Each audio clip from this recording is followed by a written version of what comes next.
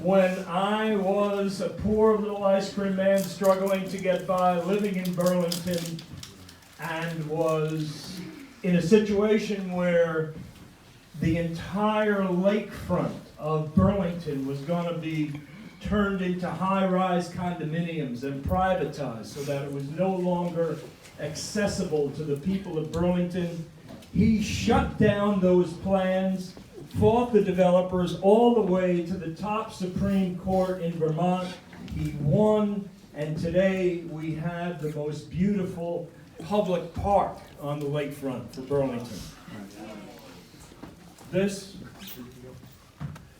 is the man who is now with us through some incredible technological innovation, and we will now hear his words pour forth. Thank you, Ben.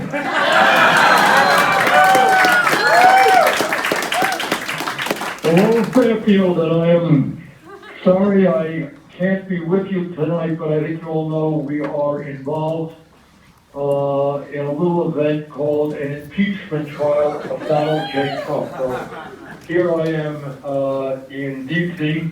Rather than in Iowa. Let me thank Ben Cohn and Jerry Greenfield, for the great ice cream that they have produced. It makes me heavier than I should be. I eat it all the time. And let me thank Michael Moore, who is certainly one of the great filmmakers of our period. Michael is somebody who has spoken truth to power, who has raised issues that corporate media would not go near. So Michael, thank you for all the great work you do. I'm going to be very brief and just say that I think we're going to win in Iowa, and I think we're going to win the Democratic nomination, and I think we are going to defeat Donald Trump.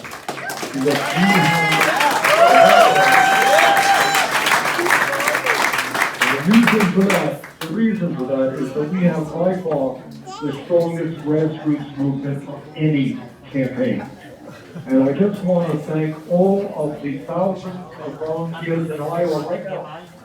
People who have knocked on doors in bitter cold weather, people who have made the phone calls, used their social media. That's why we are going to win, because we have a great grassroots movement. And the second reason I think we're going to win is that we have an agenda that speaks to the needs of working families.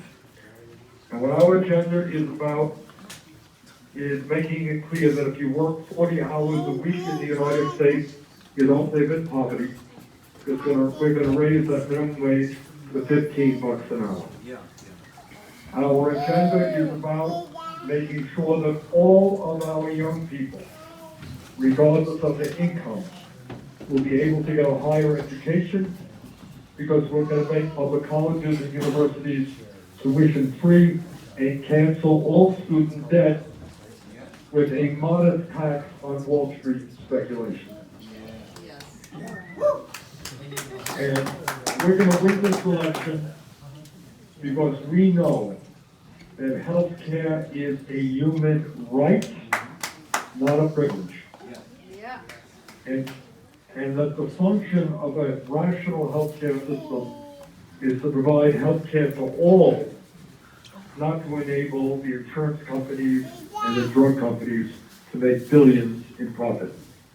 And we're going to win this election because, unlike Donald Trump, we know that climate change is real. It's all too real. And we are prepared to take on the fossil fuel industry and transform our energy system away from fossil fuel to energy efficiency and sustainable energy.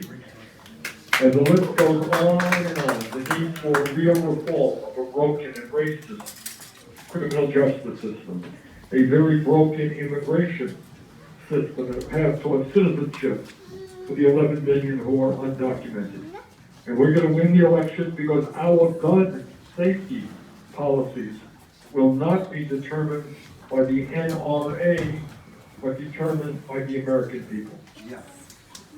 And we're gonna win this election because we know that it is women who have the right to control their own bodies, not politicians. So I just want to thank all of you for coming out and to say what you already know. That this election in 2020 is the most consequential election in modern American history. Yeah. And it is absolutely imperative that we defeat Donald Trump, and it is equally imperative that we transform our economy so that it works for all people and not just the 1%. Next Monday at 6:30, in the midst of the most consequential presidential election in modern American history, Iowa goes first. So my humble request of you tonight is to ask all of you not only to come out to caucus for us, but to bring your friends and your family and your neighbors. If we stand together, we come out in large numbers, we're going to win in Iowa, we're going to win in New Hampshire, we're going to win the nomination, and we will defeat the most dangerous president in American history. Thank you all very, very much.